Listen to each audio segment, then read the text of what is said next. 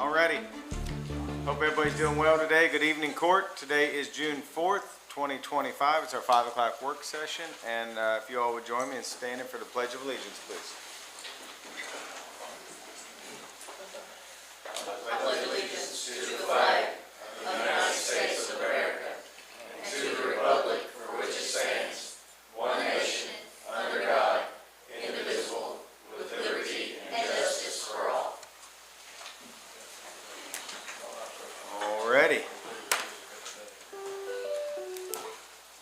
Check 1, 2. You good? Alrighty. Well, we are honored to have Reverend Ron Moore with us, so if you don't mind, if you want to come up and bless us.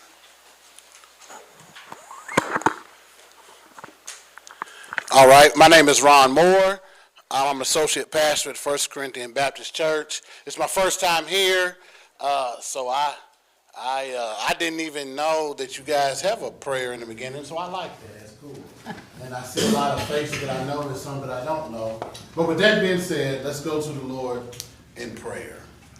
Father, in the name of the Lord Jesus Christ, before we can even ask you for anything, Lord, we got to thank you for everything. And Father, you truly gave us everything when you gave us your Son, Jesus Christ, that died on the cross for our sins. Father, it's such a beautiful act of love and compassion that you did for all of us. And Father, as we go our ways and in this world, sometimes and things might not bounce our way, but Father, we know that even though you sit high, Father, we believe that you look low. And Father, I pray for this court meeting today. And Father, I pray that your wisdom, the wisdom of God, floods each and every individual. I pray that decisions are made for the betterment for the people of Franklin County. And Father, I ask that you bless all our homes and you bless our relationships and our children. And Father, we thank you. And Lord, we give you the honor and the praise and the glory. This is my prayer in Jesus' name. Amen. Amen. Thank you very much. Thank you. Have a great evening. Alrighty, next I'm going to ask if there's any public comments from the audience. Anybody want to get up and speak about anything? Alrighty, we're going to go ahead for our road department update and ask Mr. Duke Wilburn to come up. Duke, how you doing tonight? Doing well. How are y'all? Good. Just want to give Court a little update on what the road crew's been doing last couple of weeks. And I think everybody knows we've been up to the park for a week or so, doing a little work up there. I think Andrew's got some pictures. We got a couple people to thank. Tracy, for one, for letting us have her wonderful crew there. They're awesome. They work harder than most men, so they were a big help. And I want to thank the plant board. They saved us. We had 8 70-foot light poles to get down, and they come out there and spent a day and got them all down for us. So I don't know what we'd have done without that. So, but we're in pretty good shape out there. I think all we really like is capping the sewer line, and we should get that done. If not tomorrow, it'll be Friday. So pretty good shape there. And outside of that, we just been running a mow crew and running a grapple truck pretty hard. I think we went out yesterday and cleaned some of the flood dumpsters again. So that slowed down a bunch, but yeah, we're still doing it. That's about all I have, unless. Well, Duke, I want to thank you. Y'all, your guys out there have been great. And, I think you and I talked a little bit yesterday. It's nice to go out there, and they're excited about this project. Right. They're excited to be doing the demolition on that. And I do want to thank Jailer Hopper for bringing her girls out there to help. And appreciate you all recycling as much of that material as you could. I think people need to realize that. Yeah. We took the time to kind of dismantle as much as we could and recycle it. So that's all good things. So does the court have anything for Duke tonight? Thank you. Alrighty. Thank you very much. We're gonna go ahead and jump into the judge's report now. I think Andrew has some pictures up here. First one is Nucor. So we had a visit with Nucor out there. It's a massive company out there on 421. They do amazing things with panels on the side of buildings and roofing materials. So it's a big, big company. Had a great tour. It's a very clean facility, believe it or not. So they were very excited to have us. It was a couple-hour tour. So it's good to have them as a partner here in Franklin County. Next, we had the Stewart Home weekend, so the kickoff event, which if anybody was there, I know Squire Sebastian was there. It's an amazing experience to see those kids and what they've put in to that weekend, because most of their parents were there, and it was packed. I mean, the audience was packed. And then there's Squire Sebastian. Did you say? Yeah. I hadn't seen that picture. Sorry, it caught me off guard. I was like, where? I was thinking for a minute that was the birthday celebration. I was like, hold on, no. Yeah. Okay. Yeah. Well, good. So just a great event. Great event. We also had the Shodeville Rotary Club. I went out there and they gave us a $1,000 check towards the Community Relief Fund. We appreciate that. We had the Run for the Wall motorcycle event, you know, where they start out in California and run all the ways to Washington, D.C. Luckily this year they had great weather. I want to thank the Sheriff's Department for leading them in, and then also the Fire Department for, I don't think they were out on a run. They didn't get the flag up this year, I don't think, but they were all present, and it was very, very appreciative. So it was a great crowd. Even the locals, we had more locals there this year, so that was nice to see. So it's always good to, the one thing I still want to do, and they said they can fill all those motorcycles up in 10 minutes. They have people at all the pumps. And I think it happens out there at Waddy on the way in, but I want to watch that one time. 10 minutes, and they're doing like 600 motorcycles. So, but anyways, they're well tuned, and but it was interesting. I met some people that live like in Texas, and they rode their bikes all the way to California, and then from California to DC. I mean, that's some riding. So very appreciative of all of them. We had some supplies we donated to London. I think we might have a picture of that.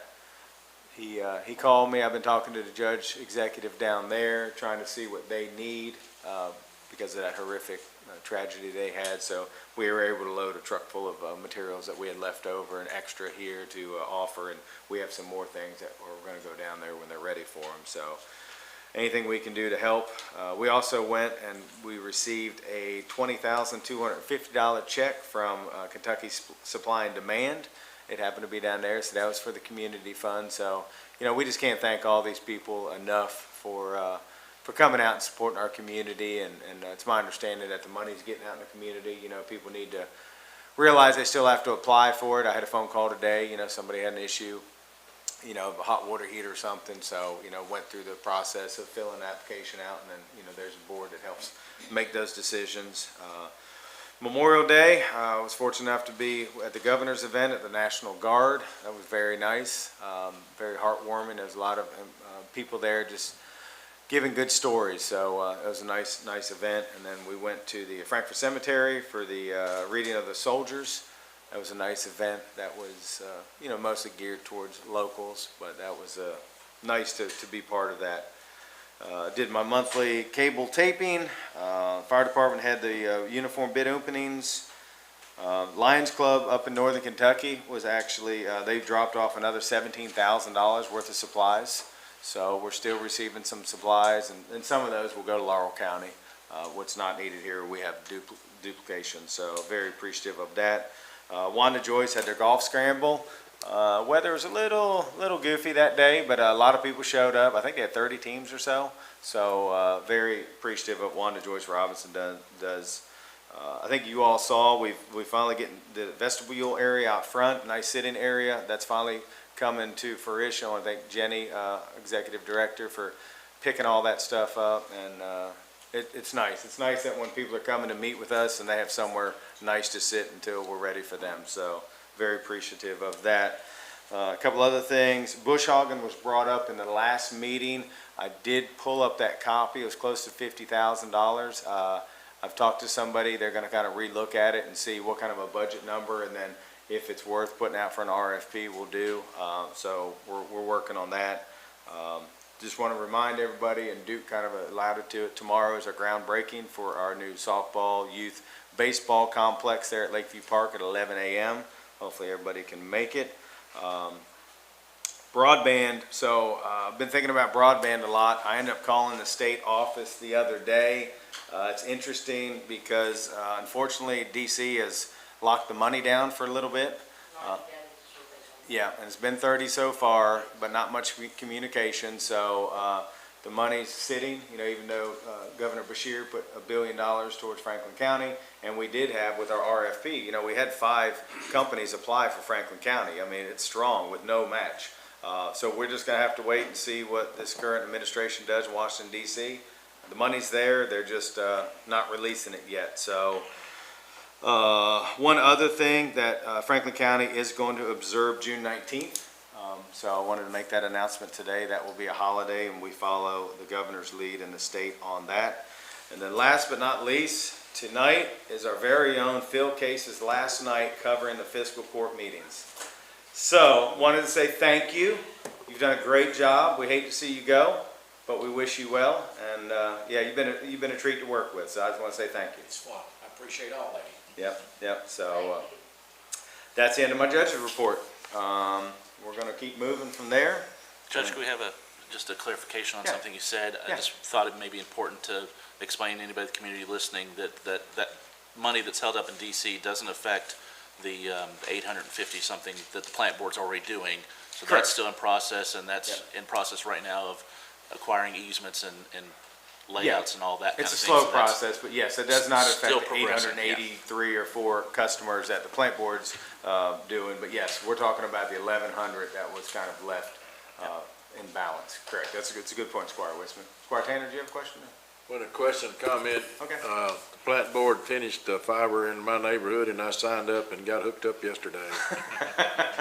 Well, good. That's just for everybody's information, so if you don't get a hold of me, it's their fault. Well, I think it's important to know, though, that's a good point. So, just because the lines are running doesn't mean people are accepting it. So, I think people need to realize if you see them in your community and they string fiber, it's really not much more money, but you do have to call and sign up. You do have to make a call, Yeah. that's correct. So that's a good point right there, that a lot of people might just assume since it's in their neighborhood, they're going to be hooked up to it, but they do have to call and request it because it's a different line. So, well, good. Alrighty, we're going to go ahead and jump into the approval of minutes from our regular meeting of May 14th, 2025. Any concerns, comments, questions on that, Squire Sebastian? Thank you, Judge. And maybe Squire Wisman, you may be able to answer this. I'm not sure, did you either abstain or did you vote against the minutes? I think your comment was, I'm going to do like I always do. So I'm not sure if that was. It was a nay, yes. I was going to mention that. So it's just being sure. And then the Expo contract, was it the same? Was it a no or you're was it asking me. abstain? Is that I'm Squire sorry. Wisman? Is that a question? Okay. Yes, sorry. I'm Yeah. sorry. I'm just trying to. Yeah, no. I just want to make sure who that was going That was to. good. Because I, as well.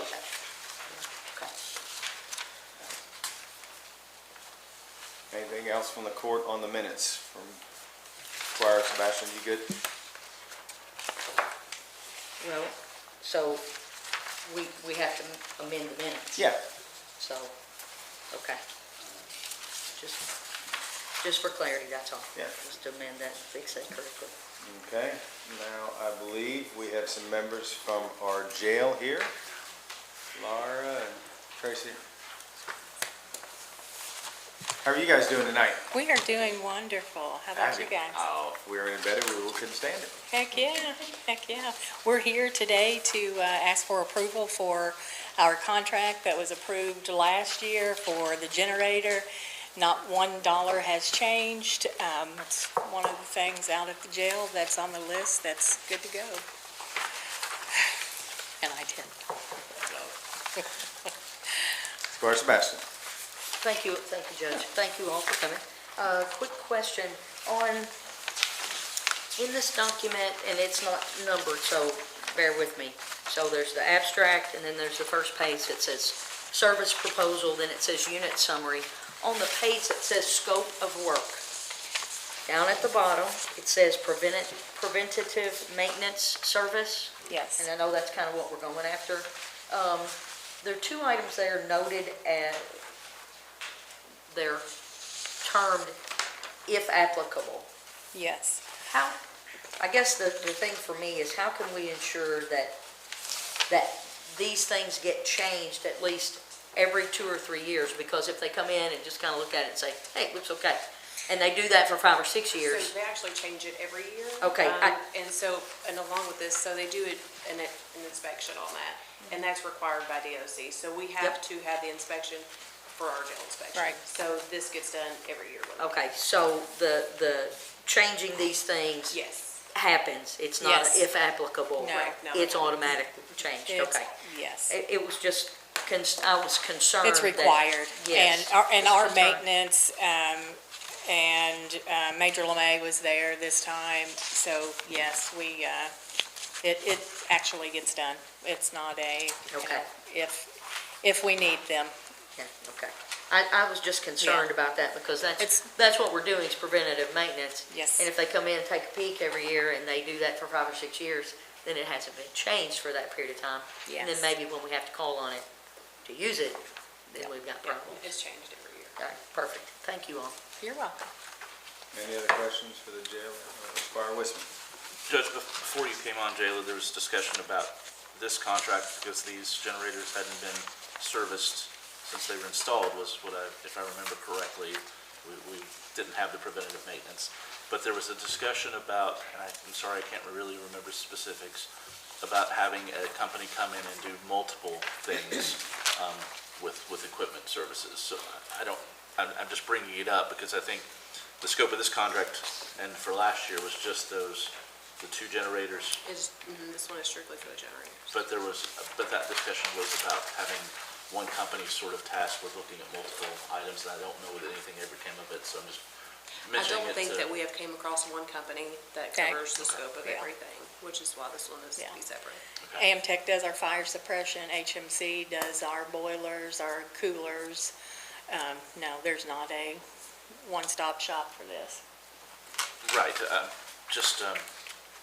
I guess more so the question I'm thinking is are we, or do we know, or maybe if you all could expand for us in the future, if we've taken care of everything that needs to be done preventative maintenance wise, because like I said, this was kind of left out after the energy improvements, and Yes. nearly voided the warranty at the time, I remember, and the maintenance person at the time had said that they were going to look at the whole scope of the jail and see if there was anything else that we maybe needed to be doing proactively. I don't believe so. I think, Okay. the other inspections, of course, our fire, the sprinkler system, between that and the preventative maintenance we have with HMC pretty much covers everything. It was, I guess, specifically sort of related to the energy improvements.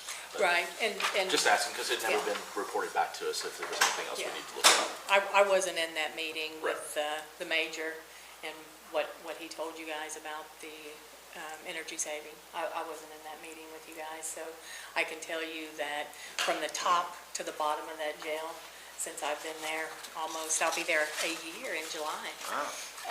We have gone through that jail and peeled things back like an onion, going through that jail and making sure that inspections are where they need to be. Things that may or may not have been taken care of prior to are up to date now. All right, just Yeah, making sure we're there. Thanks. yeah, yes, sir. All good. All righty. Thank you. Thank Very you. much. All righty, next agenda item, I believe our sheriff is with us. How are you doing, sir? Great, how about you all? I'm doing well, thank you. I actually talked to our county attorney about this a few minutes ago. I think he wants to research one thing before we move forward, maybe table, is that right? He wanted to check on one legal issue with it. Okay. You want to talk about it a little bit? You and I have talked about it, obviously. Sure, Versailles formed their own police department for the schools, and they're just asking for cars, and, we had a couple old cars, so we're just trying to help them out. When the sheriff talked to me last week, he said he's not going to get much for these cars at all, so we thought it'd be good to be able to help another community put SROs in their schools So I think it's a great thing, so, yeah.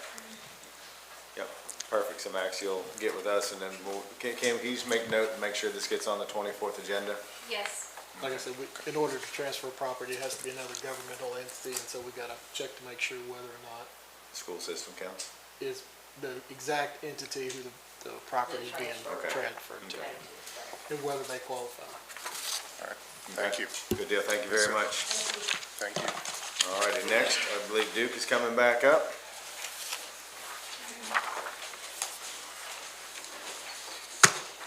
Yeah, this is, we had a bid opening for the new pole barn to replace the old shop. We had bid opening on the 27th. We've received 3 bids, WCM General Contracting, Collect Construction, and Stevens Home Improvement. Stevens Home Improvements, he's out of Frankfurt here. He was the cheapest bid for $60,480. And we're just requesting the court to approve that. Let us move forward on that. Okay, Squire Sebastian, I see you have a question. Yes, thank you. Yeah. Thank you, Judge. Maybe someone can advise, can the county pay for material costs up front without delivery of materials? Because the document itself says that. The document, Stevens Home Improvement says, with each job, we take material costs up front, then the rest when the job is done. And I don't think we can pay up front. No, To the best of my knowledge, we have to have materials on site. yeah, and I don't Be able think to that's the be case, because invoiced. isn't this the company that built the lean-to up at the It compost is not, facility? that was WCM, and I believe we gave him a down payment of some sort. I don't know, I just don't think that that's Yeah, something we I can don't- do. I'll look But at it somebody later. smarter than, Is Amy in I there? was gonna say that. Amy, she's listening. Amy. I don't remember, Kim, do you remember cutting any down? I don't remember, I thought we just paid when so much of the job was done. I know the material has to hit the job site, then we can cut a check. Usually we don't prepay anything until we get the product. Yeah, so we might have to have a conversation with Wayne, just to say, if he orders all the material and gets delivered tomorrow, we could have it on the next meeting. Well, Oh, Amy's there, hey, Amy. No, it's not Wayne that's got this, there she is. Yeah. She can answer. Oh, okay, Steven, sorry. We have, I talked with our auditor, we have done a 50% down before, and he said that was okay, so I think that we will be okay on this one. Okay, Okay, yeah, that's news The to way us. I- Yeah. Thank you very much. all right, thank you. And then I guess the note where it says if it is a long job, then we will break up the payments quarterly. We would have to pay for work completion. I don't know where our treasurer left us. Right? We'll Yeah. have to, we Yeah. can't just kind of break the invoice. No, up if they and say they're at 40%, then we can only pay 40% of the bill, Right. just like we did on the road department. So Right. Duke, I think that's something you need to kind of Yeah. maybe talk to him Have about. a Just let him know conversation. that we Just- can't pay for anything until the work's done, completed. With just those 2 notes at the bottom, they just kind of stuck out. Yep. Just for No that. problem. And then I have one other question. if it's Yeah, go okay. ahead. These construction specs that are in here, Mm-hmm. anybody run those with our building inspector to Well, be that- sure because did we put these specs, did we write the specs? We kind of piggybacked off of Wayne's first quote he gave us, and broke it down. This building's gonna have to be inspected through the city, so. Yeah, the only reason I ask that is we hold people to a certain standard. Yeah. We just want to make sure we're doing something. Absolutely, Right. absolutely. That, just trying to, everybody above board. It might be Wouldn't- worth wouldn't maybe they talking to understand Greg that? in the morning, just go I over would this with him, think see if yes anything would be the stands out answer, but- before we turn it over. Sure. But I don't. I'm sorry, Squire Tanner. Wouldn't these bidders understand they have to build this to code? Yes, they do. So, They are aware of it. I'm sure they do, but I know, Yeah. when I had some construction done, the needle moved every time somebody came out and inspected it. I have more lumber in mine than probably Buffalo Trace has in warehouses, so, just saying. Alrighty. Squire Wisman. That discussion kind of gets me to a point. So was this pre-designed in any way? I never saw a schematic other than the size, which I assume is an in-kind replacement of the size that's there, using the pad that's right. there. But Yeah. is it, short of the, the one-page bid It'll be, for everything? the are they trusses all will be identical? engineered for sure, it'd be engineered truss system. And then it's just a standard pole barn from there. Well, I guess I'm asking Duke, did they all bid the same thing since Yes, there sir. wasn't a schematic? They did. of- Yes, sir. Okay. And we have an insurance document provided from one of the bids, but just, Well, Just to we'll make have to sure. have that before he starts construction, yeah. Liability insurance, workers' comp, and all that good stuff. Make sure it's business license. Yes. thanks. He'll have to have business license in the city. Yep. Alrighty, we'll go to the next one. Yes, that'd be great. This is, for our yearly aggregate and asphalt, bids. I will tell you that just like everything else, the stones went up 75 cents a ton. Some of it has. 57s, 9s, and channel liners went up. The dense grade number 2s stayed the same. I don't know the reason for that, but that's what it is. And then our concrete went up $11 a yard this year. Dang. It's quite a bit, big jump. And let's see what the blacktop, it went up $2 and a nickel a ton, that's laid.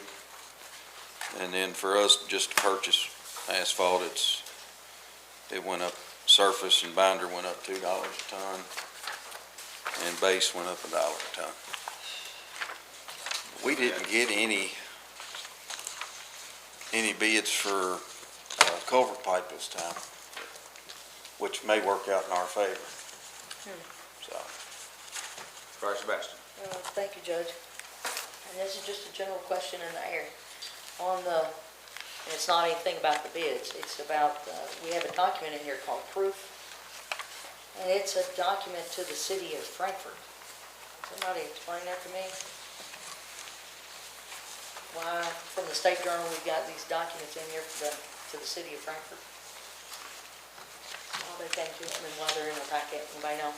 Kim, you got anything? I haven't seen that. Just asking. Yep. You'll notice on there, and both of them are like that. I'll get with the State Journal and see if they can fix that. Because I don't think that that's, It's usually not provided. I didn't realize that. yeah. Thank you. Thank you. All right, Duke, thank you, appreciate you. All righty, next is Chief Brewer. How you doing, Chief? Doing well, Judge. Hope everyone's doing good tonight. So this item is authorization to award bids for fire department uniforms. This is something we bid out annually. Advertisement was placed in the State Journal, I believe it was May 17th, with the bid opening on May 28th. We received a total of 3 bids on time. 1 bid came in late. And after comparison of all the bids, we're recommending to go with Gauls for the uniforms for the fiscal year 26. All right, what questions do we have for Chief? Chief, just kind of off cuff, how much have things increased or not increased compared to last year? Overall, Gauls is who we've been with the last several years. It's about a 5.5% increase is what the totals come out to. Okay. I will say it's impressive that we had 4 companies bid on it. Yeah, Because I know last year or 2, it's only been 1, maybe 2. 1 or 2, yeah. Yeah. They, 3 are somewhat local, Okay. and have bid in the past, and then the one that came in late was from California, I believe, somewhere pretty far off. Now, was it late because of the mail? Did you see when it was postmarked? I'm just kind of I did, curious. I double checked that. Yeah. It came in, it was like 2 hours late, and it was postmarked through USPS as late as well. Yeah, I think that's a problem anymore. Things are taking a week or 2 to get mailed, so, yeah. it's, hopefully they realize that. Okay, any questions for the chief on the uniforms? Thank you. Thank you. Alrighty, the next we have the agreement with the Fair Board. We have talked to Stephen multiple times about a couple things, so there's a couple things that I changed. So I want to go over them with you all before, and then ask for questions. So if you look at the, we straightened the paragraph up where it says bound on south by Georgetown Road, things like that. Towards the end of that paragraph, we changed it around to say, but excepting and excluding that certain areas of the park containing Lakeview Springs Golf Course and driving range, skate park, and lower soccer fields, and the pond and splash pad. So just wanted to clean that up a little bit. That's more just moving some words around, I think, and we've talked about it. The other one is the next one, number 1, term. We went ahead and changed that to say, to have and to hold the leased premises for a term beginning on the first Monday of each July through the 4th Friday of each July. So we thought there you are. Yeah. So we thought we'd clean that up a little bit, just to make it, because, you don't know if it's gonna be 18 days, 16 days, 17 days. And then the other one, before I let Stephen talk here, is number 3 on the volunteer waivers. We wanted it to say towards the end of that, and any volunteer services, and the copy of all those waivers shall be provided to us. Oh, I had a question on that one. Yep. Some of the volunteers only come in for that day of well, kind of like for one, like the pageant judges, they only come in for that day. And they're all volunteers. I can't get you them before they come. No, I don't think before, we just Okay. need to make sure they're on file. Okay. And that you all are receiving them, and, we Okay. get them in. Okay, do we have to turn them into y'all, or we just keep a I think we book would of like a them? copy of those I mean, for do we have to do that record. like after the fair, or?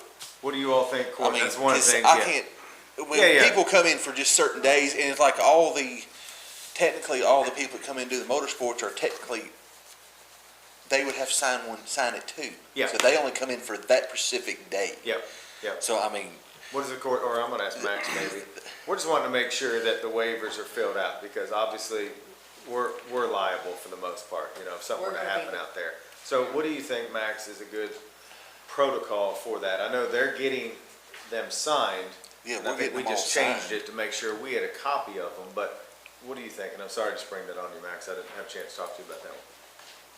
The issue is I think before they perform any type of volunteer service, they're So gonna- can I have, like, when they come in the gate, like before they do it, can I have them sign it before and they just have perform it? any volunteer Okay, services okay. is when the waivers Yeah, would need to be signed. Well, Because- like the judges, before they come in, just have them sign it, and that's it?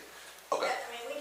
Yeah, I mean, we've done that for years, but we have them on file, but we've never had to give them to you. And the reason is because most insurance policies accept out volunteers Okay. for coverage. And Okay. so that was, in talking to KCO, that was something that they mentioned as far as these leases, because Yeah. volunteers Okay. and the work they perform are accepted out of insurance policies, and so that's why the waivers are needed. Okay. So before they perform any type of services. Okay. That's the changes I made, and sorry, it was kind of just before the meeting, so I didn't get a chance to send them out to you all, but that was it. Any other thoughts from the court on this document? Squire Master? Thank you, Judge. I just want to, and we had this opportunity to have this conversation before. The period of time, would that inhibit the court from having, let's say, a patriotic event on July 4th at the park? How do we make sure that we have the ability to use the park? Let's say we want to have a, 4th of July event out there, and it falls within this period. It'll be early within the period, but still fall within it. I'm just trying to make sure that, because Yeah. the language, you all want to make sure too. Patty, do you have any input on that? I mean, do you want to make it I hate to put a specific day down I there on know, that. I'm not trying to do that at all. I- I'm just trying to make sure that we have that I understand that, understanding. but that's hard to put a specific day on that. Correct, I mean, which is why we took the number out I and don't- all those other things that we just talked if about. that comes up, won't we deal with that when that comes? Oh, Because it won't fall this year, And I don't know, I haven't looked at the calendar for next year, but if it falls next year, we'll deal with that when that one comes. Because I don't see a problem with it. I do not, even if we are under, I mean, that's a different I just deal bring with it that. up. Yeah, no, and I For think, that it's- I mean, reason, we have a even though great we rapport talked with about them. that. I mean, ultimately, we own the park, and I Yeah, think yes, if yeah, that I were mean, to come that's up, it would just be a a conversation. patriotic if we thing had to is do completely something. different Yeah. from anything else. Yeah, Well, you could add some language in Yeah, there you where can- Yeah, that the county could use the park as long as it didn't interfere with Yes. activities of the fair, yeah. period. So, So you could use it any day rather than just the 4th of July, even though it's a good example. I just trying to come up with an example that Yeah, that's a everybody good could example. understand Yeah. and latch on to pretty quickly. Any other, okay, so get back, so as long as we do the leases after the fair, or Yeah, I think that'd be not the waivers after the fair. Yeah. Okay, as long as we just get wanna them make signed sure when they you come have in. them, you Yes, know what I mean? yes, And- yes, okay. because I you need just to look make- at it from our, because Yes, we I are the understand owner, what if you're- something, God okay. forbid, were to happen, Okay. they're not coming after the fair board, Yes. they come after the Yeah. county. Okay, So I think the important thing out of all that is just that you get them all signed. okay, yes. Yep. Huh? Yes, okay. Yeah, I'll have, I mean, we have them sign, like all Yeah. the promoters sign them as soon as they come in. Yeah. Squire Wilson, do you have a hand up? Yeah, several things, Judge. Some technical things here, I suppose, at first. Let's begin with the termination of lease. It says that will be for August 1st. I mean, within days of the end of the fair. Yeah. You're supposed to let us know whether you're going to do it again next year. Yeah. I think that's a bit presumptive to see a board making a decision about a year ahead of time. I would rather see something like a end of year, like a December 31st, letting us know. The thing with most of the contracts, I can tell you if we're gonna have the fair, pretty much when the fair's over the next year. Because all the motorsports people are booked before they leave, because that's how far out you have to book most of that stuff. So I think I would like that not to be changed in there, because, I mean, we would know as soon as it was over whether we could do it or not. Yeah, yeah, If you're I'm good comfortable, for I that, mean, yeah. there's no penalty that I No. see in here anywhere of saying that, January 1, that you're not gonna have Yeah, the I mean, event, so yeah. if you're comfortable with that Yeah. language. Related to what Squire Sebastian has said, I'm wondering about any other event type uses. We don't specifically talk in this contract, or the one I voted against 2 weeks ago, about uses of things like renting out the Carter House specifically for other events, or hosting a employee appreciation picnic in the summer for our own selves. Kind of want some of that fleshed out a little bit more about what the spaces are to be used and are not. And generally, I suppose it says enough here, but that doesn't really describe every feature that's on the park space in my mind. So, is all asphalt paved area for use for the fair, or all buildings? No, the golf course can still come in and use that, and the skate park, they still use all that stuff. I mean, it's pretty much anything that's outlined in there, I mean, they can use anyway. I mean, the only thing they cannot use during the fair is the disc golf, because they have to take them down, because they're set up through where everybody parks. That's pretty much. And so I think in that first paragraph, Squire, it's like, this lease includes but is not limited to the pavilions, Farm Bureau Pavilion, adjacent show rings, horse show rings, tractor pit, and then portable staging and parking area in the roads, but expect the park still continue for the golf course, driving range, skate park, lower soccer fields, ponds, and splash pads. So y'all are good with Yeah, all that, yeah, right? that's pretty much the way the lease is Yeah. always read. Yep. I mean, it's just a newer version of it. Just making It cleaned it up a little bit from the last one. Making sure Yeah. you're all comfortable with Yeah. it, and it's inclusive of everything you're gonna Yeah. need, right? So, Yeah. and then, I'm wondering about roadways. I've said this, and we've talked about this several times, about the public being able to access the park and use it during events, and how do they get in when the fair is going on or other things are going on? I mean, Especially the school using it as kind of like the exits. golf course and all, if they say they're going there, I mean, you can see if somebody's going to the golf course, they've got their golf clubs and everything else. I mean, the skate park, I mean, if they're packing their skateboard, we pretty much know they're coming in to do that. I mean, the splash pad, I think, is it even on during the fair? No. Yeah, that's what I'm saying, it's turned off during the fair anyway. I mean, from the hours of the fair it usually goes on. What time's it close, Charlie, during the fair? It closes in the middle of the day, don't it? Right, you all start usually about 4 or 5. Yeah, so it closes down usually because there's nowhere to park up there anyway. And then the insurance policy, I'm assuming that's based on previous years, or is that an increase, or? Which interest? The $15. $1 million That's always been per there. That's aggregate. always been the same. And it just says that Lakeview Park premises shall be clearly named on insurance policies, but it doesn't say anything specifically, even though it's implied about Franklin County Fiscal Court being named as the in the policy. Yeah, additionally insured, yeah, sorry. Trying to come up with the word. But I just wanted to make sure, we had effectively the same contract 2 weeks ago, and I had questions about it and voted against it because I thought that there was things to be fleshed out, and here we are. Yeah. But I just want to make sure you're all comfortable with everything. That it encompasses everything that you need, and we don't have any conflicts coming up, so. With that being said, I would like to present the dollar. Perfect. For Come on, bring it on up. For this year. Amy, hold on, maybe give it to Amy. Amy, get up. She's a threat. She don't like me touching money. And who do I need to do this certificate of insurance to? You give it to her too. Okay. Thank you very much, and we look forward to, we're hoping for beautiful weather this year. I hope so too. I hope so. Now, Wolford County had horrible weather. Yeah, well, that means we're gonna be blessed with good weather. So, alrighty, thank you guys. Judge, can I ask the number 3, the volunteer waivers, there was some discussion of language changing there. What is it going to read as?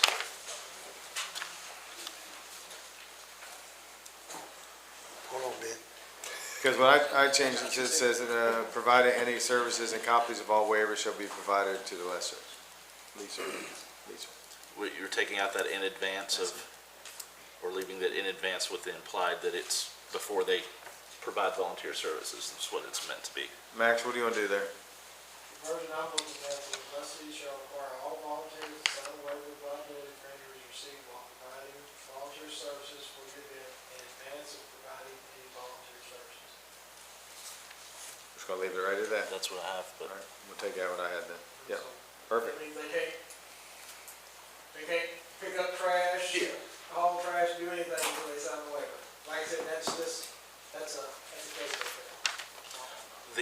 The term, I use these quite often, that liability or release of liability really generally doesn't just say for injuries. I mean, it's sort of encompassing of death, dismemberment, a number of things. Should we leave that for injuries term out and just it's a general waiver that I assume we would draft every year and give to them? Okay. Pass that to Ken, please. Alrighty. All right, Benjamin, come on up. How you doing tonight? Doing well. Good evening, Court. Evening. So tonight's authorization to add 3 streetlights in the Country Lane Estates subdivision. One at the corner of Racewick Lane and Breckenridge, another one at Breckenridge Lane and Timberlawn, and a third at Sheffield Lane and Regents Park Lane. This has been a project in the works for a significant period of time, trying to push it on forward. The impetus behind this is there are some dark and dangerous intersections in the neighborhood that has been communicated to the Planning and Zoning Office, and the aim here is to improve public safety. One thing I should have included in the abstract, and I did not, was that these are decorative lights, which have an increased cost compared to the standard lights that the plant board normally installs. And the difference of that cost is going to be borne by the HOA of Country Lane Estates. It's not the county that's paying for that decorative cost difference. And so standard light, the plant board provided me an estimate, but standard lights would cost $10,706. The decorative lights cost $16,061. So that's a difference of $5,355 that the HOA would be responsible for paying. The plant board will also be responsible for maintaining the lights once they're installed. And I've spoken with Duke. The county is going to be responsible for the trenching of the lights. To get the wiring and whatnot to with their proposed locations. Ben, could you tell us again what our financial impact would be then? If they're paying the difference, just make sure everybody got that, because it says on here it's $16,061, but that's total. That is the total Our cost. financial impact would be what again? So the standard So they're paying the difference. So the standard light would be 10,706. Okay, so that would be our portion if the court decides to move forward. Correct. And you made the comment this has been going on for a while, right? Correct. So is this a Squire Blackburn question then, because that's your district? Yeah. Would you mind elaborating a little bit? Because Um, I don't think we know about this. As Ben had said, they had reached out to planning and zoning. They'd also reached out to me several times. I think I'm on my second or third HOA chairperson. It was really slow moving as far as, I guess internally, how we got it moving. But like Ben said, the main difference was the cost and the poles. I think it's $1,785 per pole difference, the fluted decorative ones. And the HOA said they would bear that cost and will pay us before the work is started. Okay. So we pass it tonight, we don't get the money, it doesn't happen. Okay. Squire Sebastian, you had your hand up, I believe. But I wanted to add. Yeah, go ahead. I'm sorry. You know, there's a lot of school kids that walk through that neighborhood. You've got the Catholic school and church, people walk to. You've got Hearn Elementary School, people walk to. There's a lot of people in that neighborhood, a lot of trees. It's an older neighborhood with a lot of blind spots, and it just helped for the safety and well-being of the people that live there. Okay. Squire Sebastian. Thank you, Judge. You mentioned the HOA, and that was going to be my question. Was this request, did it come from the HOA? To me, it did. Because I've been trying to work with our planning department.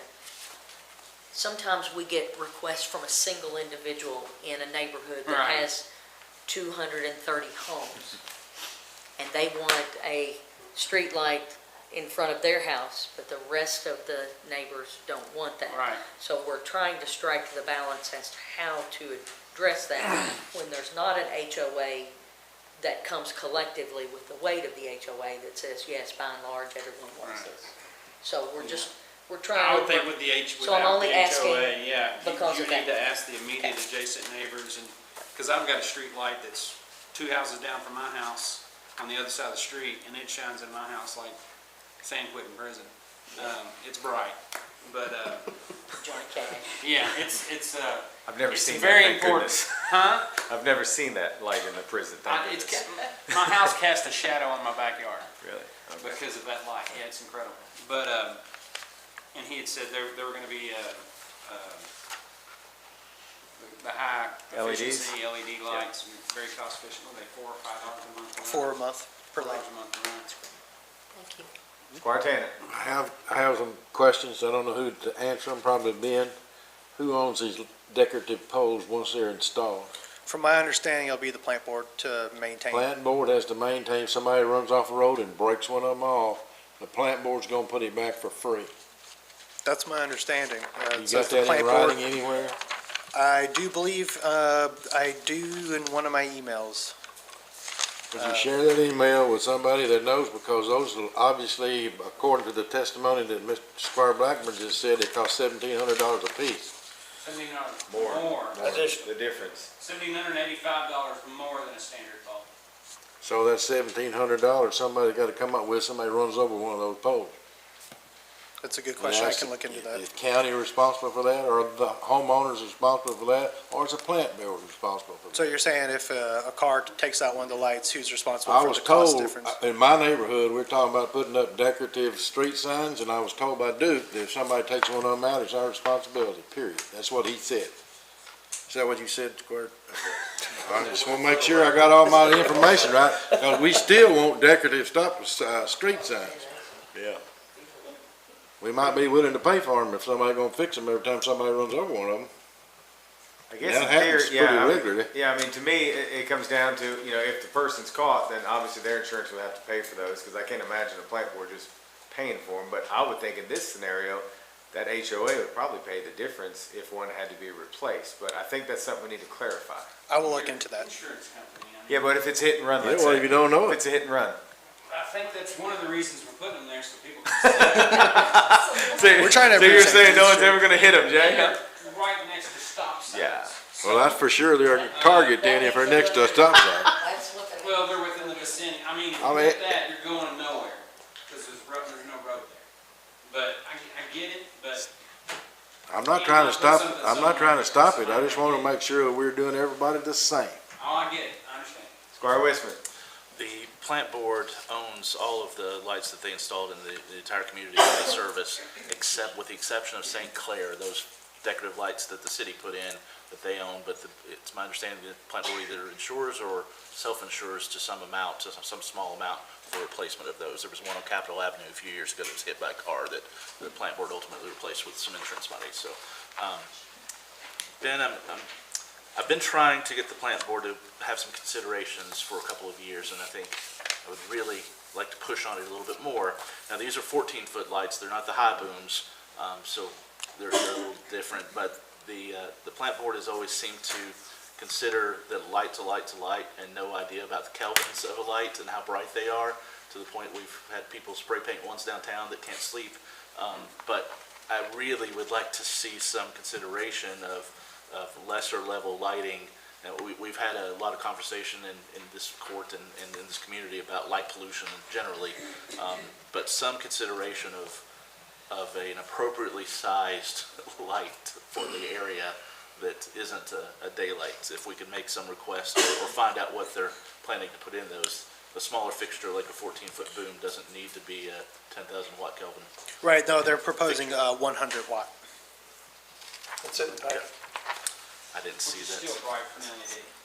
Yeah, 100 watts of LEDs at once. 100 watt LED or 100 watt equivalent, I'm not sure what's. Yes, there are a handful of 250, well, actually, there's 98 250 watt streetlights in the county. I pulled those numbers earlier. Oh. So there are some higher wattage ones out there. Yeah. And they can also put little blinders in there to direct the light where it goes. So we're gonna put a light up or put a blinder on it. Downward director. I mean, okay. I'm just saying, there's, for every, oh, well, this is terrible, there's a You're way not to gonna fix please it. everybody. I mean, 2 of these cross roadways from the schematics, or it looks like, do you know if there's going to be trenching of the roadway, and are they responsible for repairs, or are they expecting our road department to help with that? They told us that we would be responsible for trenching and boring, so we'll have to work out those That's what I details. expected. Thanks. We don't have any way to bore anything. We'd have to be an open cut. Some additional cost. So Ben, $1 million question, is this budgeted or not budgeted? I'll go ahead and ask it. It would be a budget transfer. Okay. Madam Treasurer, can I look at you and ask, are you okay with this budget transfer? Do you feel like we could do it? I think I can find the money to transfer in. Okay. Any other questions, concerns, comments? Like you said, Ben, this has been going on a long, long time, so I know we don't get many street lights, but it sounds like this one dates back a ways. Yeah, so, all right, thank you, Ben. You're welcome. Thanks, sir. Alrighty, next I believe Belinda. Belinda, how you doing tonight? You bring some people with you on this one? I see some I've got new people faces all in over the the court that place. usually Yeah. aren't here. Yes. So I thought Captain Abrams was the school safety coordinator for Franklin County Schools is here, and Stella Pollard, the director of technology with Franklin County Schools, is here as well. well, welcome to both of you, and thank you for being here. So what they're here for tonight is the COPS School Violence Prevention Program Grant from the Department of Justice. And we would like to partner with Franklin County Schools to apply for funding to increase school security and safety in all Franklin County school facilities with the installation, I should say public school facilities, with the installation of additional cameras and access controls. This is a 3-year grant with a maximum award of $500,000. It requires a 25% local match, which Franklin County Schools has agreed to provide if the grant funds are awarded. And we're asking Fiscal Court's approval to apply for the grant. I don't have all of the specifics yet on exactly how the system would work, but that's what they're here for, to tell us about that if you're interested. They're anticipating 200 awards across the country, so just to be honest, you know, it's not super likely we'll get it, but we certainly won't. We Belinda, don't the ask. way you write grants, what are you talking about? I mean, the answer's always no Guaranteed. if you don't ask. So I'd like to bring them up if you all Yeah. want to ask any questions. And can you give us a 500, how much was the 500?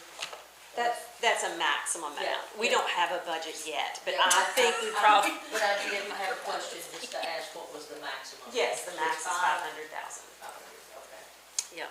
thank you. Stella, I guarantee, Captain Abrams there is ready for you to speak, so go ahead. Oh, I'm giving him the microphone. Yeah, Like, see how I'm We were like, fighting for who had to go to the mic. yeah. So obviously, this would be a partnership between Franklin County Fiscal Court and the school systems, which we have a lot of partnerships going. So could you just talk a little bit about what this means?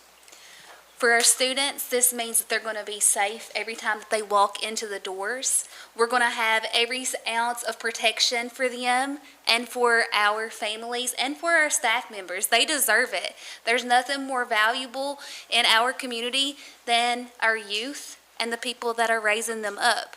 So these door access controls and the security cameras, we did a complete rebrand and refresh of security cameras last summer, and I believe that they're significantly better. It's phenomenal. It really is. It's top notch. It gives our local sheriff's office and our city office visibility into our schools, and we want that. With the new door access control, what it would do is if there's ever a potential threat or any reason to believe that there's a potential threat, we hit a button, automatically locks every single camera, automatically correlates directly to that door. It's all built directly in together. It's a beautiful system. And the system that we have is Motorola, which kind of matches their body cams. Captain Abrams, what do you all have now? Talk a little bit about what's in the schools now compared Right. to what this would be. So, right now, we have some of these, but it's kind of been piecemealed. It was something that I kind of begged, borrowed, and stole and got money and this and that, and so we piecemealed it. We have actually 2 different access door control systems right now. One runs the central office and an elementary school, and then there's a different system that runs the high schools and the middle schools. So we're looking to integrate that, first of all, because her IT department can better, work with that if it's integrated. And also, it interfaces well with this new camera system, whereas the ones we don't have now don't.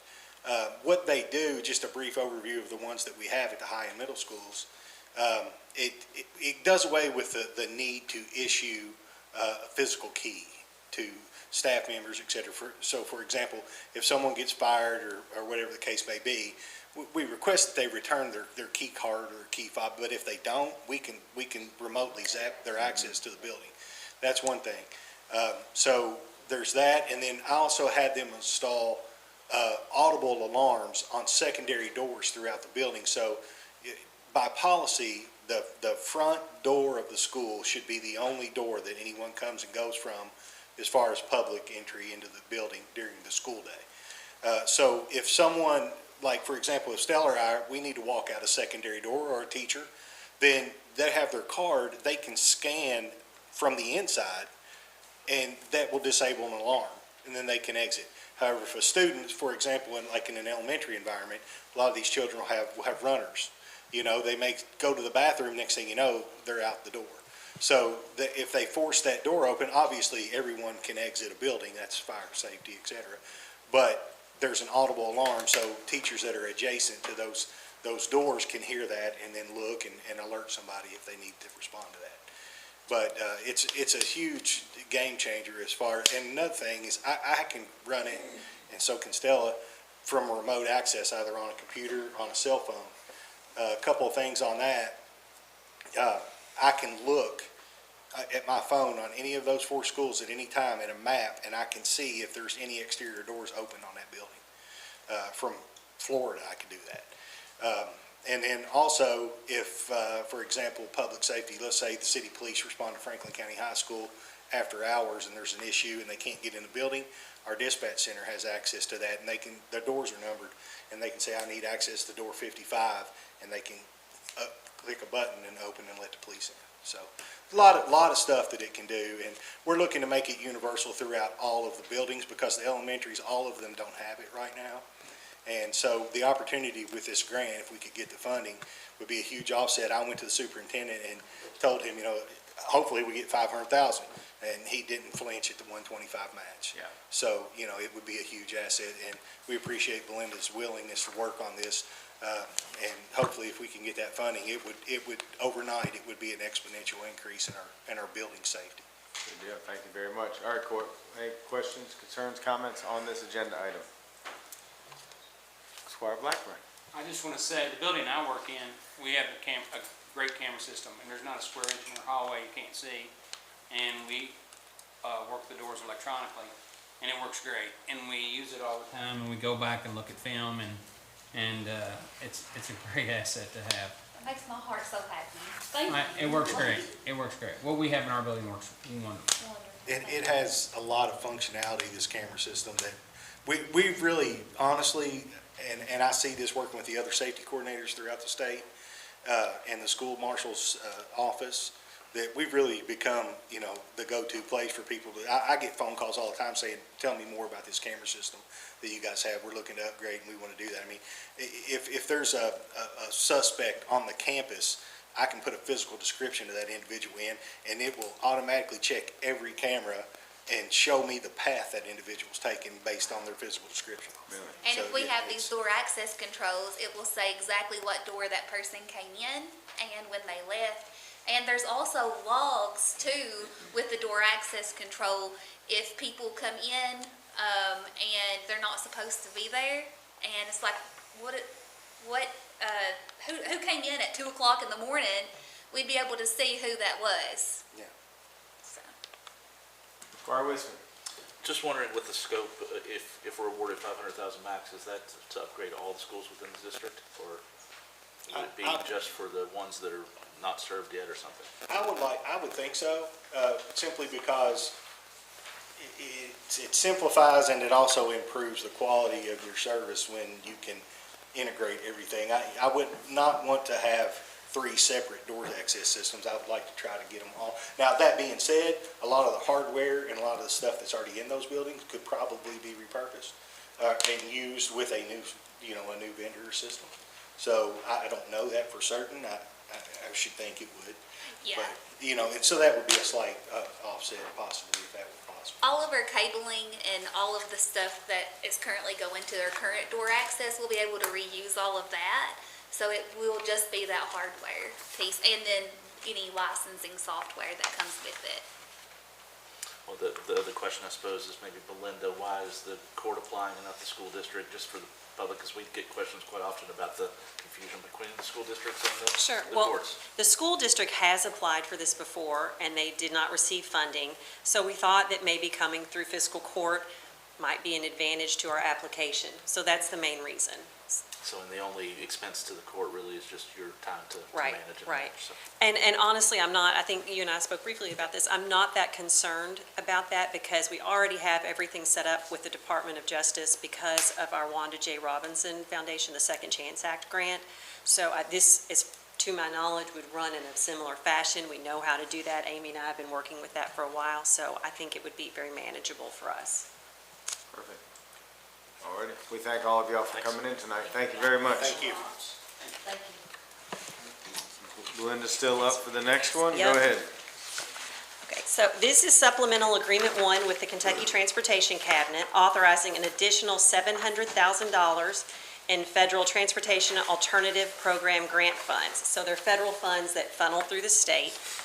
And this is for the design phase of the US 460 Shared Use Path project. That's the project that's going to build a 10-foot wide, half-mile-long shared use path along US 460 from Stedmantown Lane to the Huntley Ridge East Apartments, which were formerly the Ravencrest Apartments. And just as a reminder, Fiscal Court approved the initial $50,000 in federal funds with a $12,500 match on February 26th. So the Transportation Cabinet reached out to us after authorizing the initial $50,000 in federal funds because there was some concern that the full project, all the phases, design, right-of-way, utilities, and construction, was underfunded. They had additional funds that needed to be authorized by the end of the fiscal year, or they were going to have to give it back to the federal government. So what they did was they looked for projects that were underfunded, and we had, told them we were a little concerned about this one, and then they are now releasing that extra money to these projects that are underfunded. And it's going to the design phase because that's the phase we're in. In all likelihood, the bulk of this money will end up filtering down to construction. So if we don't use it for design, then they move it to right-of-way. We don't use it for right-of-way, utilities, construction, and that's how it goes. So there is a local match. If we ended up using the full $700,000, there would be an additional $175,000 in local match. But that's only if we use all of it, and we don't have to use all of it. This is just a safety net for this project to make sure that we do have enough money as we move through it. Squire Sebastian. Thank you, Judge. Thanks for coming with this, and this is a great problem to have. I would say Squire Dykes would definitely agree that this is a I've great actually problem. never seen it happen before, so it was pretty exciting when they. Now, my question is the match, does it all have to be cash, or can it be a combination of in-kind? This program, it is all cash. All There cash. is no in-kind allowed on this one. Some of them we do, but not this one. So, the question goes to our treasurer, who is... Amy's hiding. And You know Yeah. the question. So this is not budgeted for this fiscal year, nor is it in our upcoming existing budget. for next year. So, timeline though, we felt like it's going to be beyond fiscal year '25. So I think we're gonna be able to work that into fiscal year 27. 27. Sorry, I because said we're that getting ready to go wrong, into yes. 26. Yeah. But something for us to all keep on our radar. Yes. Yes. Thank you. Squire Dykes. I just want to thank you so much. Like, you all just have no idea how badly this is needed, so I'm sure the judge will agree with me. I cringe every time I drive Georgetown that somebody's gonna get hit. It's It is amazing that unbelievable how many it's people amazing walk. I haven't hit someone, Yeah. is the truth Well, of that's the kinda matter. what I've been thinking, too. It's crazy, so I really, really, Judge, y'all do something. You set Do yourself something up, with him. Squire. Anyway, Yeah. no, I really do appreciate this. Yeah, Thank you. no, it'd be a great project because I'd be curious how many apartments are in the old Ravencrest. I mean, there's a lot back there. It's a lot of kids. There are a lot of walkers, Yeah. there are a lot of bikers. Yeah, yeah, it'd be a great project, especially with everything going on at the park and the schools and everything else, yeah. Yep. Belinda, thank you, and I think you haven't, geez, you're up tonight. I know. mean, you're just I'm gonna be moving. ready for me to go. Yeah, you should pull the chair up. Go ahead. Okay, so, You brought a little help on this one, didn't you? I Yeah, see him hiding Logan back Hart, there. the Director of Community Planning with the Bluegrass Area Development District, is here to help me with this one tonight because they are managing this project on behalf of the county, the funding for this project. But what it is the county was fortunate to receive $1,250,000 in government resources accelerating needed transformation program funds or grant funds, which I think is the worst name. That's just me. We just call it House Bill 7. Yeah. So, and we're going to use that money to match $1,250,000 in federal community development block grant funds for the Farmdale Sanitation Project. The grant funds do require a 5% local match, which would be $62,500, and the county has already obligated ARPA funds as local funds, so that will work for this. And we're asking Fiscal Court to approve the resolution for this funding and allow Judge Mueller to sign the agreement. And if you have any questions, I will turn it over to Logan, who knows Yeah, I was more gonna say, about this Logan, than I why don't do. you, welcome tonight. I appreciate you coming up from the ad there in Lexington. Why don't you just talk a little bit about this, because I know it's been on everybody's mind for that 15, 20 years or whatever. We've been trying to get this thing across. 21. Yep, so we're close though. Easements, we're close.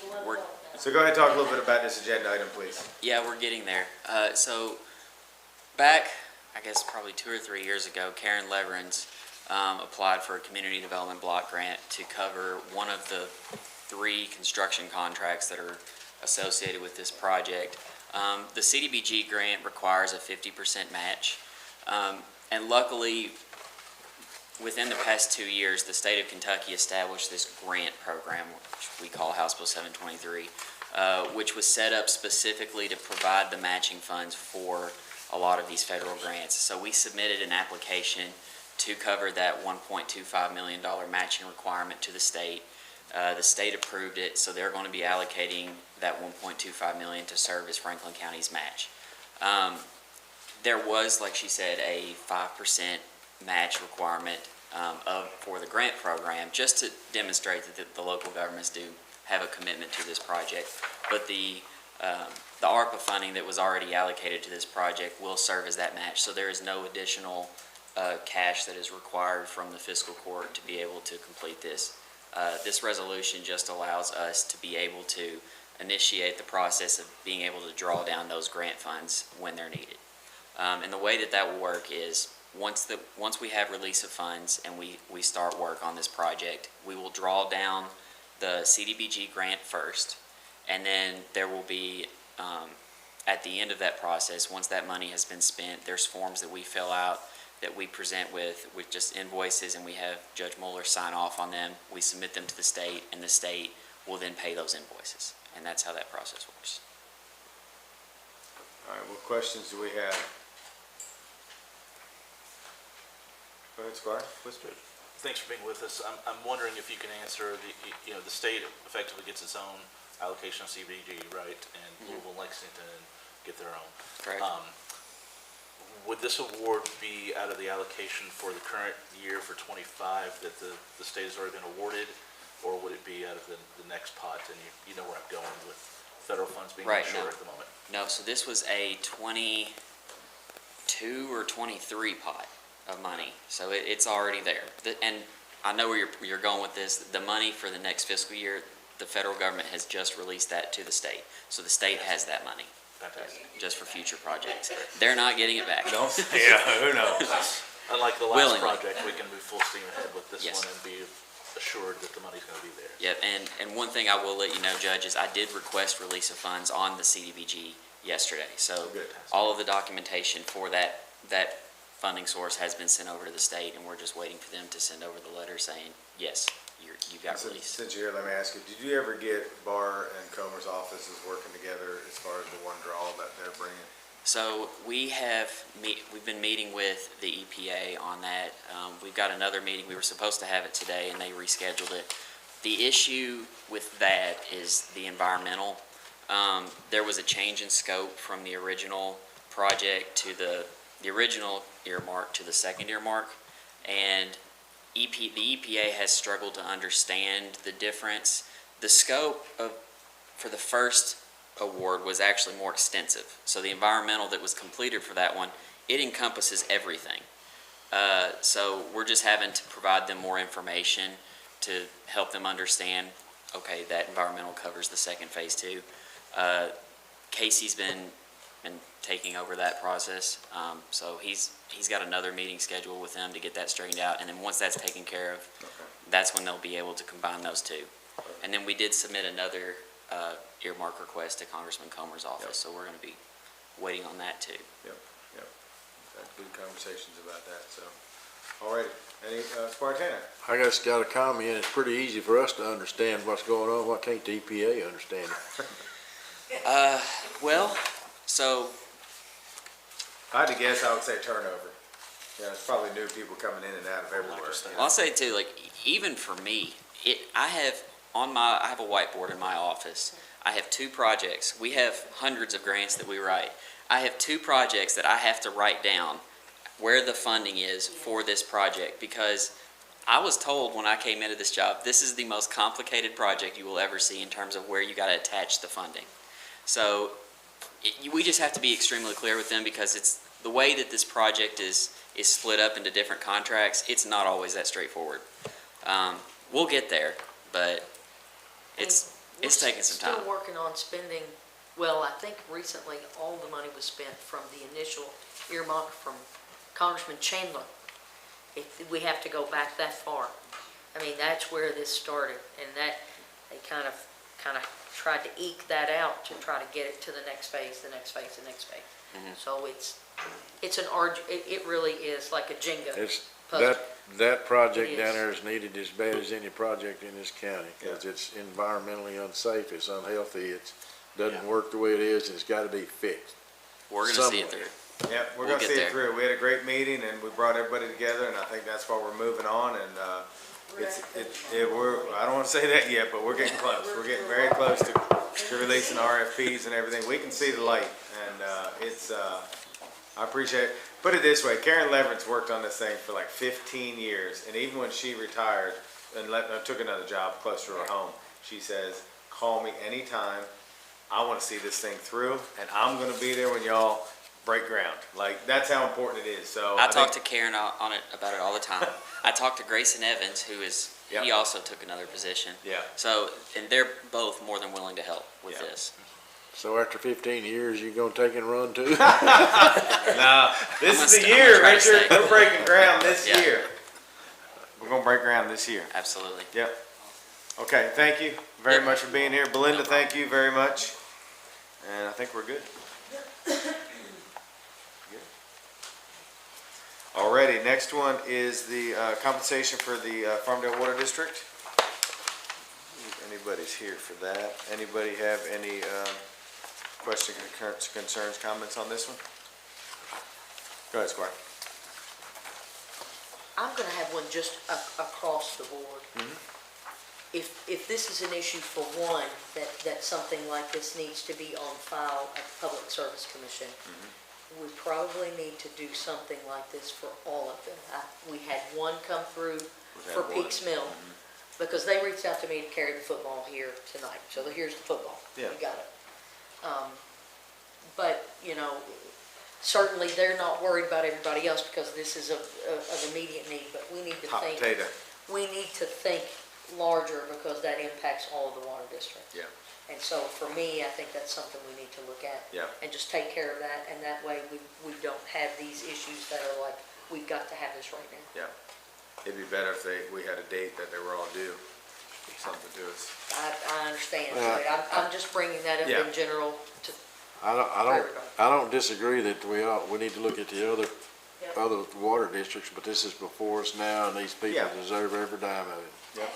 Yeah, no, I think everybody's in agreement. It's just, if we can get everybody on the same schedule, it would probably help everybody. Some are more organized than others, let me say that. Let's, never mind. Okay. I'm all in on this, because I know they're worth every dime. Yep. Alrighty, next one is the board appointments. I know Kim had sent something out. We're going to remove Miss Denise May and insert, Okay. Go on and man here. Spurlock. Yes, Mr. Ben Spurlock, I'm sorry. I didn't put it in there yet, so. But I feel like this is gonna be an amazing board. We did use recommendations from the hotel industry on 3 off of their list, and then the other ones were put together. I think this is a very good group of people that are willing and excited about serving Franklin County on this new board, and that's where we are. Squire Wisman. Judge, could I ask our county attorney what our requirements are for the creation of this? It's my understanding that so many members had to be picked from certain lists provided by associations, and we didn't get those. We just have the names of the nominees, so I'm not sure who served, and I believe it's restaurant, hotel, and Chamber of Commerce, but I'm not We positive. don't have a formal restaurant industry in Franklin County. We have a hotel industry. We were provided 6 names. 3 of the names I picked off of that list. The 2 are my picks, and then one of them is Chamber of Commerce. So it makes up 7 total per KRS. Could you tell us which ones are Yeah, which? fine. Allison is hotel. Nicole and Denise. Allison McCarron? Yep. And then Ishmael is, he's hotel too, because Airbnbs. Matt Harville is Chamber of Commerce, and I talked to Tish about that. She's excited for him to serve because his kids are very active. Raven is restaurant. She owns 3 restaurants and is an attorney. That would be good on the board. Sabrina Gordon is judge executive pick. And Scotty Tracy is my pick. And then Ben Spurlock is hotels also. He's out there at home too, I think. working for Rainmaker Hospitality, Home 2 Suites out there. So yes, I even had a conversation with our attorney Eddie Jones yesterday, not to cut you off, Max, but and just went over all these with him to make sure we were in compliance, and that's why we changed that one out. I misunderstood that all three had to come from that list, but that's why we pulled the Denise May and put Ben Spurlock on there from the list that was provided by the hotel industry. I have a procedure question. Can we appoint all these same time, or do we need to do them individually? On the voting section, it'll be all individual. Okay. Yep. Sorry, I asked that too. I was trying to do them all at once, but I was informed we had to do them individually, so when we read them, that's how I have them. Judge, I thought there was a new restaurant association that was formed a few years ago in town, but this, maybe tourism, Robin, do you know, I thought there was a new restaurant industry association that was formed in town a few years ago, and I thought there was names provided from the restaurant association. Not that I'm aware of. There was a downtown one, I don't know if it's active anymore. Yeah, I don't think it's active. Squire Blackburn. Does the local hotel association have like a website or a members list or anything? We were provided from the chair of their association, the names of Okay. people who were offering to serve, I guess. Yeah, I mean, I don't know if they have a website, but they. Yeah, I haven't seen one. Yeah, there is an organization. Yep. And it's made up of hoteliers in the city. Alrighty. Next, I believe Amy. We have Amy coming up Judge, tonight. I was gonna say, I would like to have been presented that, because I mean, it's up to us to vote these through, but not knowing exactly who the alternatives were. Of course, you take the picks, but I just would like to have known who all of the names were. I thought that should have been included in this packet of information, but, and then I wanted to ask, I just want to make sure, I seem to recall a KRS that excluded anyone who had served on a board elected body from being appointed or employed by the same body within a year, I believe, and I remember this from the city, so it may be different during that time, but I remember this KRS and I couldn't find it to reference it again, so I want to make sure. I think we're outside of a year time frame already for Scotty, but I'm not positive. You are, because I'm sitting here. I wasn't sure how long it was, yeah. But, Okay, yeah, I haven't seen it. okay. Alrighty, thank you, Court. Alrighty, Amy, good evening. How are you doing? I'm fine, thank you. Thanks for being with us tonight. So my first agenda item is the treasurer's report, and I have the revenue and expenses as of June 4th. Most of our revenues are posted. I do expect some more from the clerk, some small revenue from the sheriff. We might have some smaller revenues, but for the most part, we have collected most of our revenues. You want to let her finish, or? However you want to handle it. I didn't hear you, I'm sorry. I was just waiting for him. Yeah, I was gonna let her finish. She was Yeah, down there in the presentation. I'm good. Go I ahead. just wanted to share that about the revenues. Yeah, no, yeah. Thank you. Oh, is that it? So- Squire Sebastian. Okay.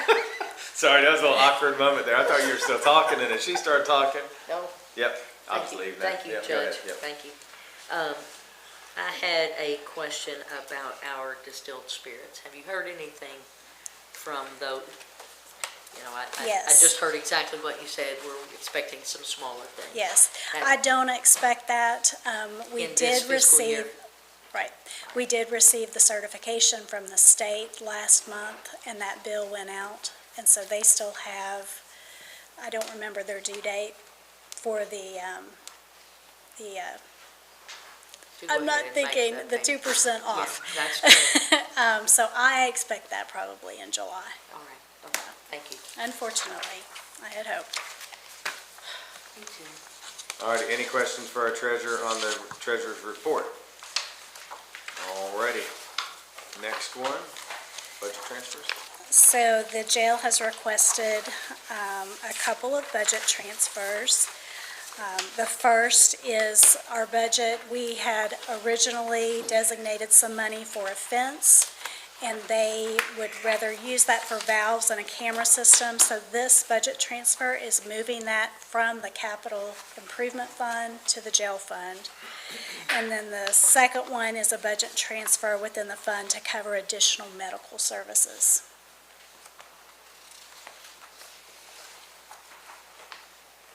Any questions for Amy on this one? Alrighty. The next agenda item is budget amendment number 4. This is our first reading. This is our final amendment for fiscal year '25. I am amending in $2.625 million, making the budget $58.393 million. Excluding capital and expenses and federal projects, the increase is $1.835 million, giving us a budget of $39.125. Your abstract has the detail of what each one of these items that I'm amending in, but I'd be happy to answer any questions that you have on these. I'm going to make a comment on one of them, Amy, just to let everybody know. Obviously, the Judicial Center has been a big deal. We've been having weekly meetings with AOC, a lot of the judicial judges. So right now, we're going to have to put up the $550,000 to cover our portion of the cleanup. But AOC is saying they're going to reimburse us, so that $550 alone should just be temporary. So, and I know they're talking about doing a special session because obviously they're going to need a lot more money to rebuild that thing over there. I think the electric too, that's probably going to come to us first, would be $660,000. They're at least going to try to get, is that right, Max? And they're at least going to try to get the courtrooms open while they do renovations and things like that, because they're scattered all over the town. And also, I want to give a shout out to Jailer Hopper for her turning part of her jail into a courtroom. That's been very helpful. And we also have a judge next door upstairs. I mean, everybody's scattered everywhere, but I'm very appreciative of everybody's helping, try to make the best accommodations as we can. So I'm just communicating with the court. There is $550 of this that we should be reimbursed. And there's a potential in the next month or two that we're going to get another big bill that's hopefully be reimbursed. We've always been a good working relationship with AOC. It's just letting the court know. Trying to keep you all in. Go ahead. And I can say in those meetings, there will be agreements drawn up about that fronting of the money and the repayment. They believe it would be about 30 days as far as the repayment, but there will be agreements done in advance regarding the repayment of the money. So that's all been initially talked about in those meetings, so. Yep. I just want to let everybody know what's going on with the courthouse because that is a big deal for us right now. Thank you, Amy. Any other questions about these transfers and things? Squire Wisman. Hey, Judge. First, the roadway, Amy or Judge, maybe you can talk about for Sulphur Lick Road. It says that this expense will be submitted for reimbursement for FEMA public assistance. Yeah. Are we approved now for FEMA for? This was the first FEMA, or the February that we were approved. Okay.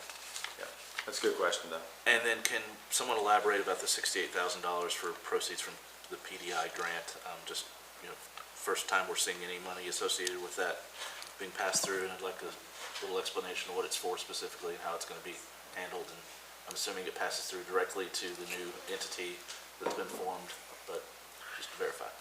So because the PDI grant has to go through local government, so that is why we were listed in the agreement.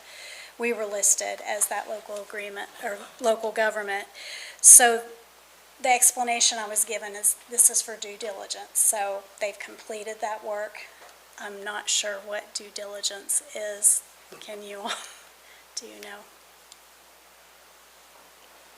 Checking into things, making sure everything is what it says it is. So that's basically investigation and making sure things are the way they are stated and supposed to be.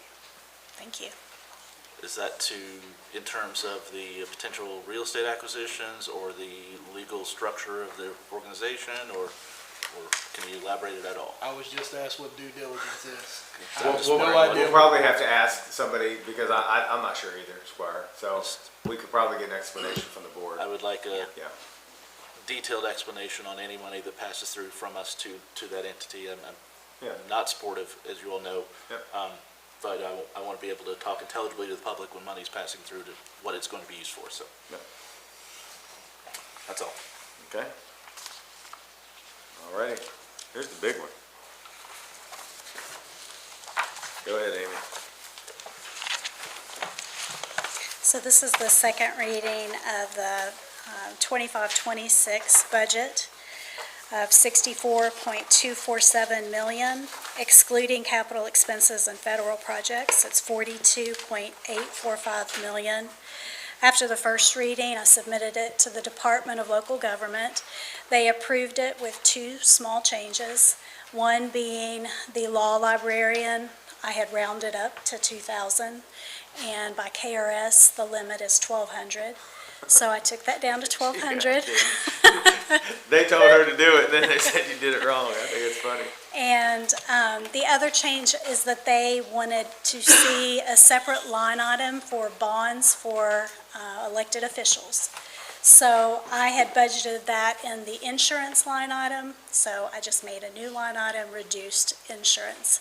It's still the same amount of the first reading, just with those two small changes. So, Squire Sebastian. thank you, Judge. So our all-in that's capital can you break that out, just so Sure. everybody is very clear on what is what? The budget, total budget? Yes, please. So the total budget is $64.247 million, Yes. excluding capital expenses and federal projects, $42.845 million. And maybe just repeat those, please. Yes. 64.247 and 42.845. Amy, again, I want to say thank you. This is a great budget. You worked very hard on it. The Finance Committee worked very hard on it. And I think we all feel good about it. So I just wanted to publicly say thank you for all you do here with Franklin County. Thank you. Okay, payment of claims. Kim, you're up. Does anybody have any payment of claim questions for Kim?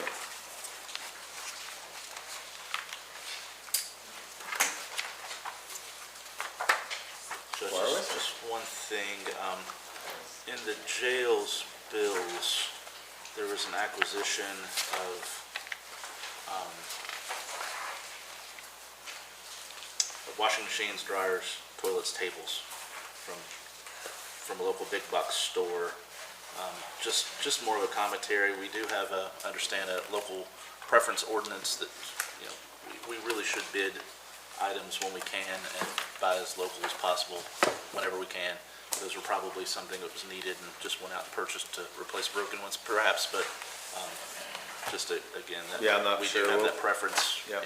in place, and maybe we need to have a conversation with all of our other partners that Yeah. use county funds. Try to about that support preference. local as much as we can. Yes. Yep, no, I would agree with that. We can have a conversation with all department heads and elected officials. Yep. That's it. Alrighty, other business. Anybody have any other business? I'm gonna go ahead and remind everybody, tomorrow morning, 11 a.m., groundbreaking for our new complex. 11 a.m. I will be Yeah, out you of just town. you replied, you're coming. 11:30. Oh, I did? Earlier, yeah. Oh, I apologize. Did I really? You should have called me out then. Ah, it's been a long day. I wasn't gonna make any of it. I was gonna be there at 10:30. No.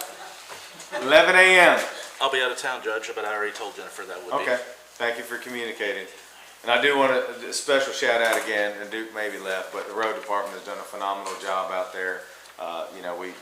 They did basically $78,000 worth of demo work. We did it ourselves, and Charlie can comment too, but I mean, the attitude of the crew out there and crews out there has just been phenomenal. Impressive, Yes. impressive, and I'll comment tomorrow on it too. Yep, so we're good. Quick and neat. Absolutely. So, but I think everybody's excited. It's a big deal we've been working on for many years, so. Alrighty, no other business. We're gonna jump into the voting session. Clerk, please call roll. Squire Sebastian. Here. Squire Blackburn. Present. Squire Dykus. Present. Squire Harrod. Here. Squire Tanner. Here. Squire Wissman. Present. Judge Miller. Present. Thank you, clerk. Authorization for approval of minutes from the regular meeting of May 14th, 2025 as amended. So moved. Second. All those in favor say aye. Aye. All those opposed say nay. Judge, I'm going to abstain because I wasn't here. Okay. So we have Squire Dykus abstaining and Squire Witzman was a nay, correct? Correct. Okay. Motion passes. Authorization for approval, a contract with W.W. Williams for preventative maintenance. So moved. Second. All those in favor say aye. Aye. All those opposed say nay. Motion passes. Authorization to, we are. Table. Table that one? Yep. Do we need a motion? Yeah, motion to that, table. Judge. I'll make the motion to table. Okay, please. do I have a second? Who? Squire Witzman? Okay, all those in favor say aye. Aye. All opposed say nay. It is tabled until our next meeting. Authorization to approve a bid to Stevens Home Improvement, the lowest bidder for a pole barn. So moved. Second. All those in favor say aye. Aye. All those opposed say nay. Motion passes. Authorization to award a bid to Harrod Concrete and Stone, the lowest bidder for the various sizes of aggregates. So moved. Second. All those in favor say aye. Aye. All those opposed say nay. Motion passes. Judge, I have to abstain. Okay. Of family. Yep. Squire Sebastian, abstain. You get that, clerk? Yes. Okay. Authorization to award a bid for Harrod Concrete and Stone, the lowest bidder for Class A concrete and fiber. So moved. Second. All those in favor say aye. Aye. All those opposed say nay. Aye. Squire, you abstaining also, right? Same reason. Yep, gotcha. Motion passes. Authorization to award a bid to H3 Mays Corporation, the lowest bidder for Class I can never say that word. Bituminous. Bituminous, that's a tough one. Surface. So moved. Second. All those in favor say aye. Aye. All those opposed say nay. Motion passes. Authorization to award a bid to Galls, the lowest bidder for fire uniforms. So moved. Second. Did you get that, clerk? Yes. All those in favor say aye. Aye. All those opposed say nay. Motion passes. Authorization to approve an agreement with the Franklin County Fair Board as amended. So moved. Second. All those in favor say aye. Aye. Aye. All those opposed say nay. Motion passes. Authorization to add 3 street lights to the county multiplier Franklin Plan Board and decorative posts at the intersection of Ryswick, Breckenridge and Timberlawn Lane, Sheffield Lane, Regents Park Lane, County Lane Estates. So moved. Second. Could I have a question on this motion, please? You sure can. Does this motion include the portion where that the homeowners association is gonna provide part of the money for those decorative posts? Because I'm not sure it's in this quote. Well, if they don't give us the money, we don't do it. Is that part of the motion? Max, how should I word that then? Can we make it to approve the $10,740? Yeah. That's part of the I think motion. that would be it. Is court okay with that? I'm fine with that, I just wanna make sure it's clear. Y'all are gonna make me read that whole thing again? I gotta read it again? Seriously? Come on with it. Dang it. Hold on, what was the exact number again? I don't wanna do it 3 times. 706? 706. It's 10706. like Rain Man stuff there. And you see that? I remembered it. Crazy. Alrighty. Authorization to add 3 streetlights to the county multiplier Franklin Plan Board and decorative posts at the intersection of Ryswick and Breckenridge. I keep saying it wrong. I'm just gonna keep going. Breckenridge and Timberlawn Lane, Sheffield Lane, Regent Park Lane, County Lane, Country Lane Estates for the amount of $10,706. So moved. Second. All those in favor say aye. Aye. All those opposed say nay. Motion passes.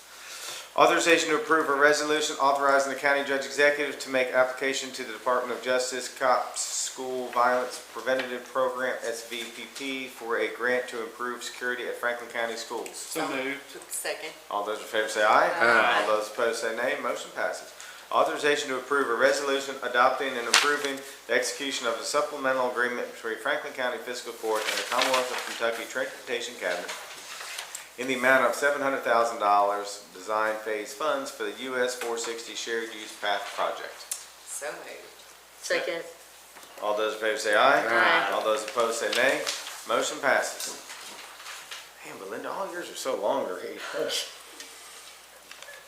Authorization to approve a resolution authorizing the receipt of government resources Accelerated Needed Transformation Program grant funds from the Kentucky General Assembly HB 723 to match Community Development Block Grant CDBG funds for the Franklin County Farmdale Sanitation District Sewer System Interceptor Project. Bam. So moved. Second.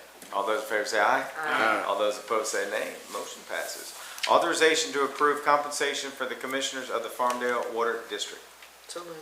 Second. All those in favor say aye. Aye. All those opposed say nay. Motion passes.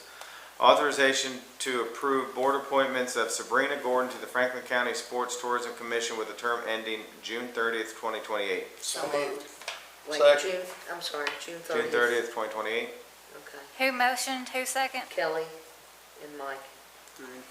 So per KRS, we had to stagger these when it started out, so That's why I'm asking. Yeah. Just because I didn't Yep, note it on anything yep, else. perfect. All those in favor say aye. Aye. All those opposed say nay. Motion passes. Judge, I'm going to be present for all of these, Present, what's that mean? voting present. But what does that mean? I'm asking. I really don't know. That I'll generally, ask the council, because I want, You may want to ask him what his definition. Turn your mic on, of it is. please. You may want to ask him what his definition of it is. It's not a yes or a no vote, it's basically. it goes with the majority of the vote of the body. Abstain does that. President goes with the majority of the votes? Yes. I thought It's the first I've ever heard of that. I thought abstention was, went with the Abstention is a majority. non-vote. Okay. Clerk, do you have that written down? Do you know that Yes. for all these sports commissions? Okay. Authorization to approve board appointment of James Horrible to the Franklin County Sports Tourism Commission with a term ending June 30th, 2027. So moved. Second. All those in favor say aye. Aye. All those opposed say nay. Present. Yep. Motion passes. Authorization to approve the board appointment of Ben Spurlock to the Franklin County Sports Tourism Commission with a term ending June 30th, 2026. So moved. Second. All those in favor say aye. Aye. All those opposed say nay, and we have a present. Authorization to approve a board appointment of Allison McCarron to the Franklin County Sports Tourism Commission with a term ending June 30th, 2026. So moved. Second. All those in favor say aye. Aye. All those opposed say nay. Motion passes. Authorization to approve the board appointment of Scotty Tracy to the Franklin County Sports Tourism Commission with a term ending June 30th, 2028. So moved. Second. All those in favor say aye. Aye. All those opposed say nay. Motion passes. Authorization to approve board appointment of Raven Turner to the Franklin County Sports Tourism Commission with a term ending June 30th, 2027. So moved. Second. All those in favor say aye. Aye. All those opposed say nay. Present. Motion passes. Authorization to approve board appointment of Ishmael Valderez to the Franklin County Sports Tourism Commission with a term ending June 30th, 2026. So moved. second. All those in favor say aye. Aye. All those opposed say nay. Present. Thank you. Motion passes. Authorization to receive the treasurer's report. So moved. Second. All those in favor say aye. Aye. All those opposed say nay. Motion passes. Authorization to approve budget transfers for FY 2024-2025. So moved. Second. All those in favor say aye. Aye. All those opposed say nay. Motion passes. This is the first reading, and no vote will be taken at this time, of amended number 4 to ordinance number 4-2024 relating to the budget for fiscal year 2024-2025. Second reading and approval of an ordinance related to the budget for fiscal year 2025-2026. So moved. Second. All those in favor say aye. Aye. All those opposed say nay. Motion Nay. passed. I'm sorry? Nay. Nay? Okay. Did you get that, clerk? Yes. Okay. Payment of claims. Is there a motion to deny any claims? No motion was made. Let the record reflect claims are to be paid. Authorization to adjourn. So moved. Second. All those in favor say aye. Aye. All those opposed say nay. We're adjourned. Thank you, court.